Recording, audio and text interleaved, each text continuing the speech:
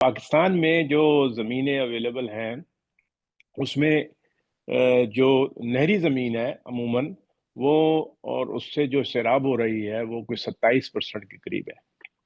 बाकी जितनी भी ज़मीनें हैं वो या तो बरसात से या फिर अंडरग्राउंड सॉइल वाटर से जो है उनको सैराब किया जाता है। और इसका मतलब ये हुआ कि पानी जो है वो एक मसला है, और ये मसला जो है ये इसके लिए ये रहेगा। तो उसको हल करने का सबसे अच्छा तरीका ये है कि आप दरख्त लगाएं, ताकि वो जो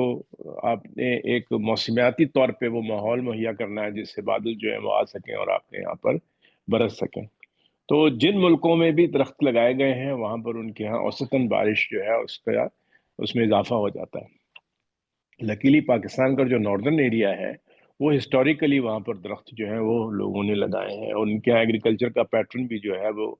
नेचर पे जो है बहुत ज़्यादा डिपेंडेंट है।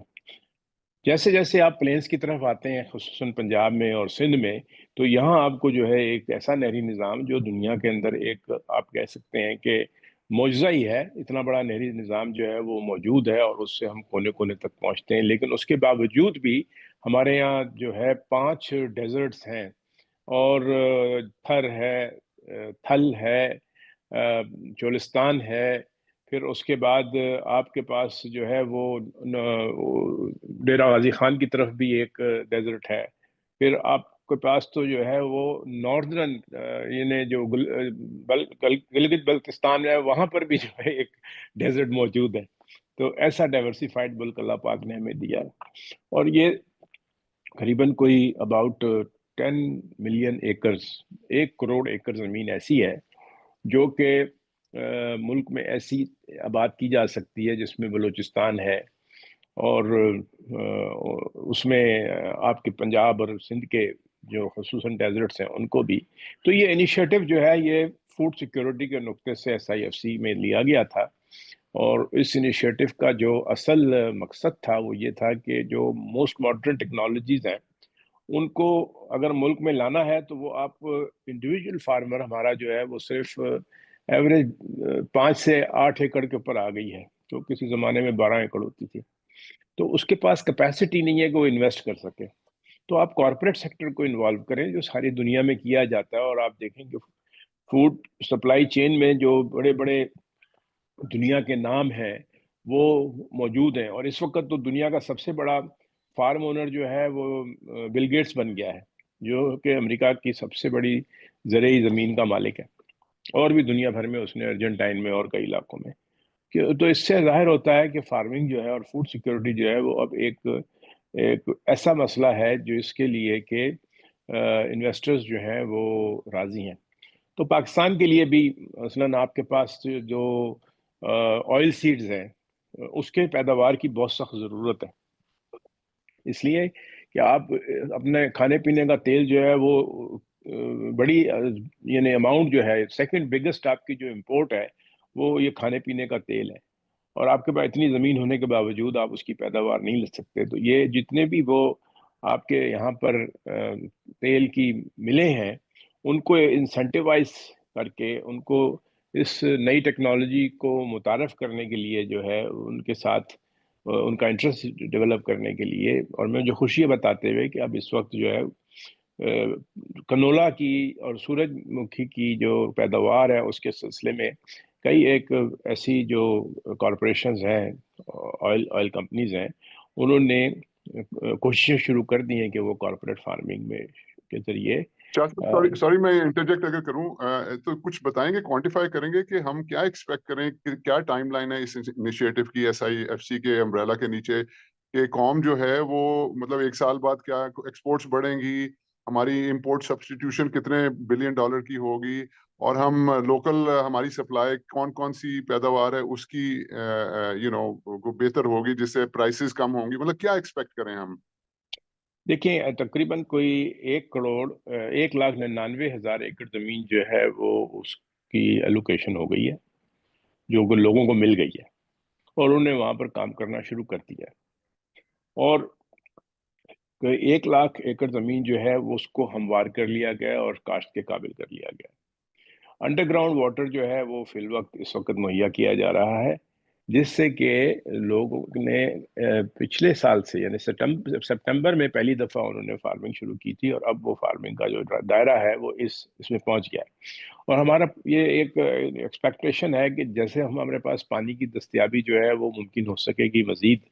تو لوگوں کا انٹرسٹ جو ہے وہ اس میں بڑھتا چلا جائے گا۔ اب میں آپ سے بتاؤں کہ اس کے علاوہ بھی انیشیٹو لیے جا رہے ہیں، مثلا پانی کے استعمال کے لیے جدید ٹیکنالوجی جس کو ہم پیوٹ کہتے ہیں، یا جسے ہم ڈرپ اریگیشن کہتے ہیں، وہ متعارف کی جا رہی ہے، اور کوئی بھی ایسی فارمنگ نہیں کی جائے گی جس میں کہ اوپن کنال کے ذریعے جو ہے وہ کوئی پانی دیا جاتا ہے، تاکہ پانی جو ہے وہ کم سے کم استعمال ہو سکے۔ جو ابھی اگر ایک 100 گیلن استعمال ہوتا ہے تو اس کو 20 گیلن کے اوپر اور اتنی ہی پیداوار اس سے لی جا سکے، یا اس سے بہتر پیداوار لی جا سکے۔ سیڈ صاحب کے کوئی سلسلے ٹارگیٹس میں ہیں؟ ٹارگیٹس بھی تو ہوں گے نا، کوئی ایکسپورٹ کے یا پروڈکشن کے؟ جی دیکھیں، ٹارگیٹس کے سلسلے میں آپ کو دیکھیں، ہم نے پہلی اچیومنٹ تو یہ کی ہے کہ پاکستان میں جو ہے سیسمی سیڈ کے سلسلے میں پاکستان 3rd بگیسٹ ایکسپورٹر جو ہے وہ آلریڈی بن چکا ہے، اور ویلیو ایڈڈ بھی اس میں مل رہی ہے۔ ہم لائیو اسٹاک میں جو ہے وہ کوئی $1 بلین کی ایکسپورٹ لیول پہ آ چکے ہیں، جو کہ آپ سمجھ سکتے ہیں کہ پہلے بالکل نہیں تھی۔ اور ایک 50,000 ایکڑ کا جو ہے اسپیشل زون تیار کیا جا رہا ہے، جس میں کہ جو آپ کوارنٹائن کر کے جانوروں کی پیداوار کر سکیں گے۔ چائنا جو ہے اس کی امپورٹ کی جو پاکستان کو انٹرسٹ ہے وہ انیشلی ابھی $1 بلین کا ہے لائیو اسٹاک گوشت کا، اور وہ بڑھ کے $5 بلین تک جا سکتا ہے۔ لیکن ہمارے پاس کیونکہ اس ملک میں فٹ اینڈ ماؤتھ کی پرابلم رہی ہے، جس کی وجہ سے کوارنٹائن کی بہت سخت ضرورت ہے، تو انیشلی جی سی آئی ہی میں ہی ایک لائیو اسٹاک کا شعبہ جو ہے وہ بھی تیار کیا گیا ہے۔ لیکن میں آپ کو بتانا یہ چاہتا تھا کہ پاکستان کی جو زراعت ہے اس کے 3 مسائل ہیں۔ ایک تو پانی پر میں نے بات کر لی، دوسرا جو ہے مسئلہ وہ ہمارا ہے کہ ہم نے جو میکنائزیشن کا مطلب جو ہے وہ ٹریکٹرائزیشن لے لیا ہے، جس کا مقصد یہ ہے کہ آپ کو صحیح اکوپمنٹ کو بھی استعمال کرنا جو ہے وہ بھی انٹروڈیوس کرنے کی ضرورت ہے۔